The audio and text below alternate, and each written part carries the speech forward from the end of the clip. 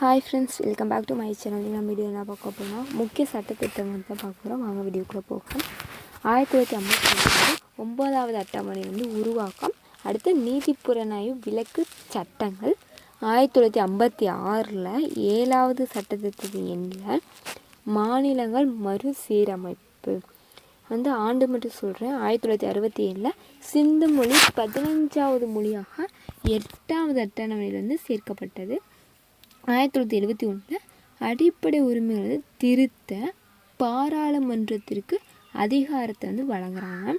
1976 mini constitution அப்படிங்கிற முகவுரை அடிப்படை உரிமைகள் அரசு வழிகாட்டு நெறிமுறைகள் பாராளுமன்றத்தின் மேலாண்மை குறித்த திருத்தம் கீழவை காலம் 5லிருந்து 6 வருடமாக அதிகரித்தல் மற்றும் பல.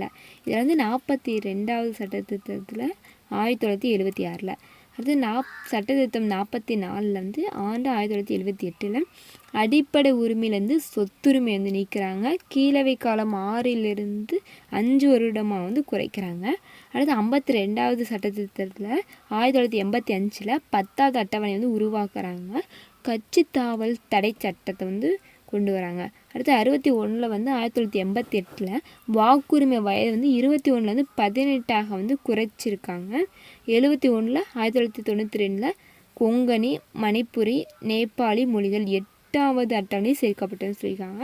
73 1992 11வது அட்டவணை பஞ்சாயத்து ராஜ்.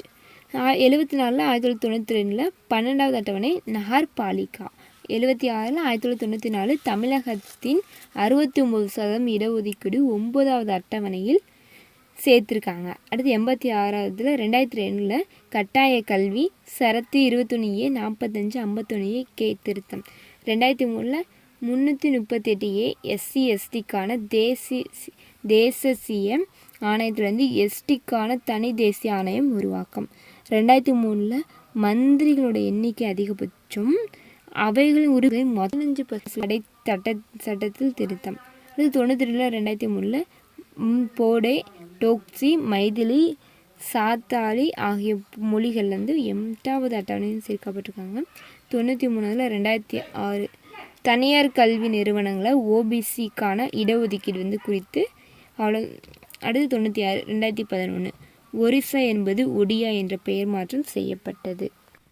97 2012 கூட்டுறவு சங்கங்களுக்கான சட்ட திருத்தம் பகுதி 9B சரத்து 19(1)C திருத்தம் மற்றும் சரத்து 42B சேர்த்தல். 99 2014 உயர் நீதிமன்றம் மற்றும் உச்ச நீதிமன்றம் நீதிபதிகளின் நியமன முறையான தேர்வுக்குழு முறை நீக்கப்பட்டு கொண்டு வரப்பட்டது. இருப்பினும் 2015 ஆண்டில் உச்சநீதிமன்றம் இச்சட்ட திருத்தம் செல்லாது என அறிவித்து, எனவே மீண்டும் பழைய முறையே நடைமுறைக்கு வந்தது. ஓகே ஃப்ரெண்ட்ஸ், பிடிச்சிருந்தா லைக் அண்ட் ஷேர் கமெண்ட் பண்ணிடுங்க. ஓகே, பாய்.